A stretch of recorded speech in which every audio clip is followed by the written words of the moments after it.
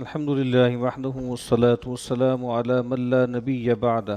رب اشرح لي صدري ويسر لي أمري واحلل عقدة من لساني يفقهوا قولي اللهم انفعنا بما علمتنا وعلمنا ما ينفعنا وزدنا علما اللهم لا سهل إلا ما جعلته سهلا وأنت تجعل الحزن إذا شئت سهلا آمین یا رب العالمین۔ کتاب ریاض الصالحین میں پچھلی مرتبہ ہم نے جس باب کے مطالعے کا آغاز کیا تھا اس کا عنوان ہے کتاب آداب النوم والاضطجاع، سونے کے اور لیٹنے کے آداب۔ تو ہم نے ایک بہت ہی جامع دعا نبی اکرم صلی اللہ علیہ وسلم کی پچھلی مرتبہ ہم نے اس کا مطالعہ کیا تھا۔ اب کچھ اور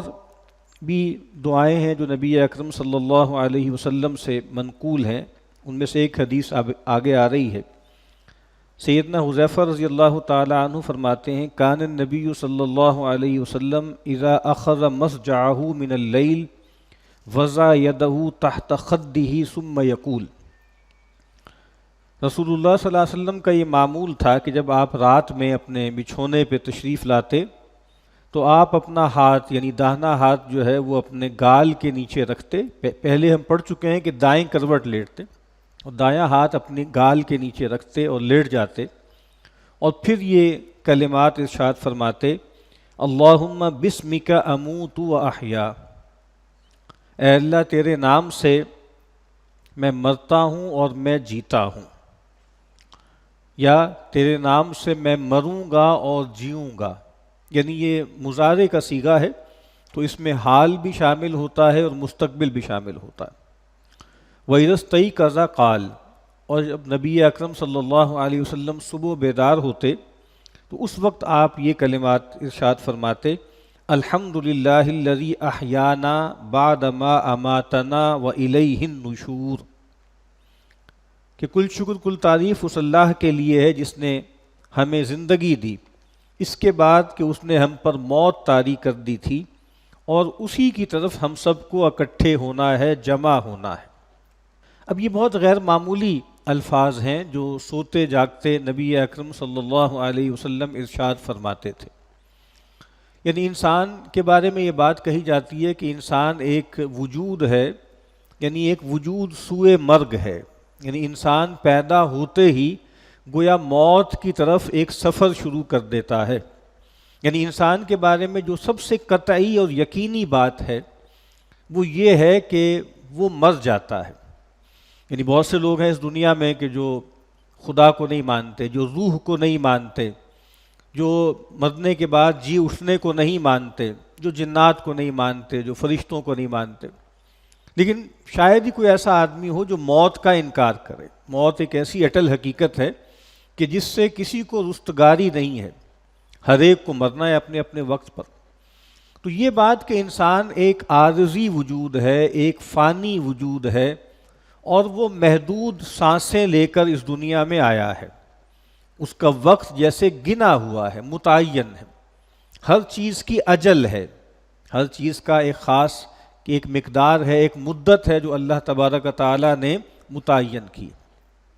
تو یہ چیز جیسے ہمیں مستحضر رہے، زندگی تو ہمیں مستحضر رہتی ہے چونکہ ہم جی رہے ہوتے ہیں، اور جینے کے حوالے سے ہمارے اندر چونکہ امنگیں بھی بہت ہیں، آرزوئیں بھی بہت ہیں، تو وہ ہماری دنیا کی زندگی کی جو ہماری کیپیسٹی ہے اس سے زیادہ ہوتی ہیں۔ وہ حدیث ہم نے پڑھی تھی کہ عمل جس کو کہتے ہیں، آرزو، تمنا، وہ انسان کی زندگی سے زیادہ ہوتی ہے ہمیشہ۔ یعنی انسان کی زندگی محدود ہے، اس کی آرزوئیں اور تمنائیں جو ہیں وہ لامحدود ہوتی ہیں۔ تو اب یہ بات کہ انسان مستقل یہ یاد رکھے کہ میں بندہ ہوں، میں مخلوق ہوں، میں عبد ہوں، میں فانی ہوں، میری زندگی ہو یا موت دونوں میرے مالک کے ہاتھ میں ہیں۔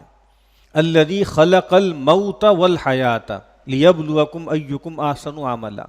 جس طریقے سے زندگی اللہ کی مخلوق ہے، موت بھی اللہ کی مخلوق ہے۔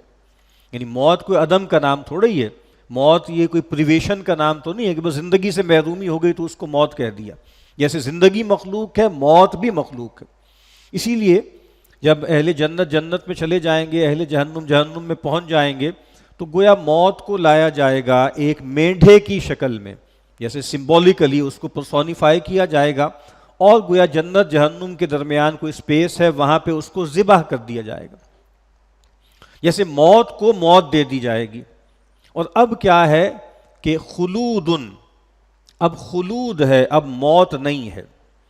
اب حدیث بیان کرتی ہے کہ اہل جنت کے لیے اس سے زیادہ خوش کن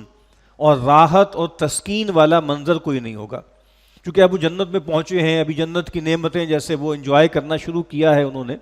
لیکن چونکہ انسان کو ایٹرنٹی کا کوئی تجربہ تو ہے نہیں، انسان دنیا میں جو زندگی گزار کے آیا ہے وہ تو ایک وقت پہ آ کر ختم ہو گئی،